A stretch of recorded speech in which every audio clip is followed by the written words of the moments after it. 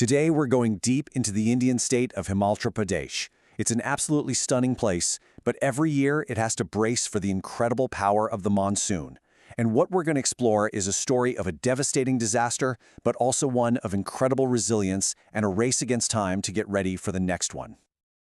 Officials there describe the landscape as this complex mix of steep slopes and really fragile geology. You've got everything from the lower Shivaklik hills to the towering greater Himalayas. And the very thing that makes this place so beautiful, its dramatic topography, is exactly what makes it so incredibly vulnerable to Mother Nature.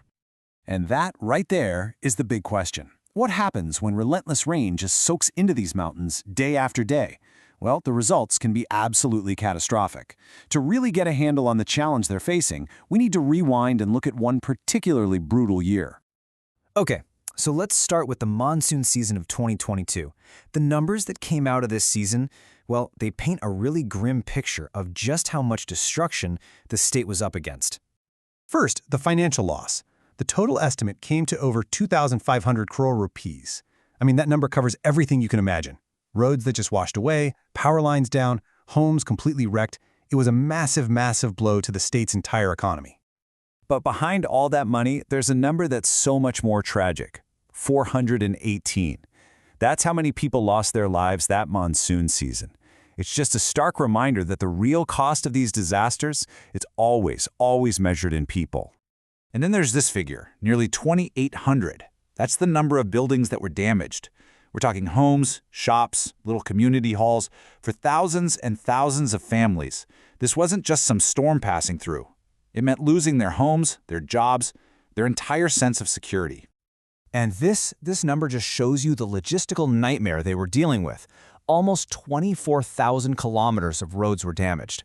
Now, in a mountainous state like this, roads aren't just roads. They are the absolute lifelines that connect communities. To put that number in perspective, that's enough road to stretch more than halfway around the entire Earth. Just unbelievable. So, what on earth is causing this level of destruction? Well, a major culprit is something called a cloudburst.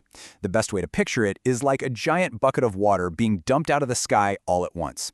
In the mountains, that sudden flood of water has nowhere to go but straight down, and it triggers flash floods and landslides with terrifying speed.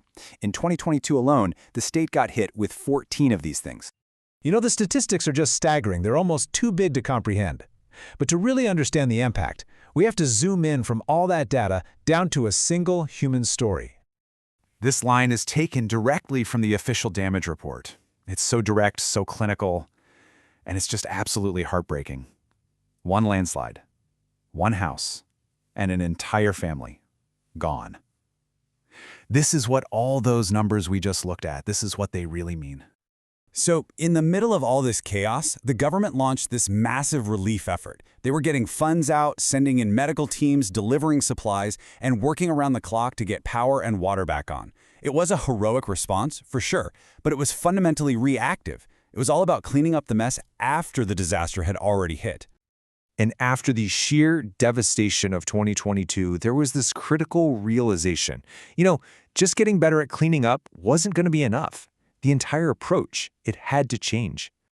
And this right here is the crucial shift. The state basically flipped its entire playbook. It moved from a reactive model to a proactive one. So instead of just responding to disasters, the new goal was to anticipate them, to use technology and better planning to get out ahead of the next storm. And this wasn't just talk. It led to real changes on the ground. The state invested in a whole suite of new technologies. They started a pilot landslide early warning system in some of the most vulnerable areas. They began monitoring glacial lakes that could burst and cause these insane floods. They beefed up their communication networks with more satellite phones and even set up a central command center to coordinate everything in real time.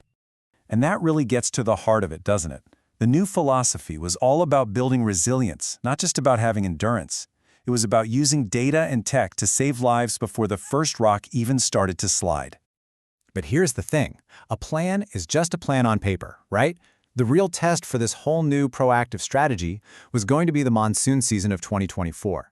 Did all these preparations actually make a difference when the rains came again?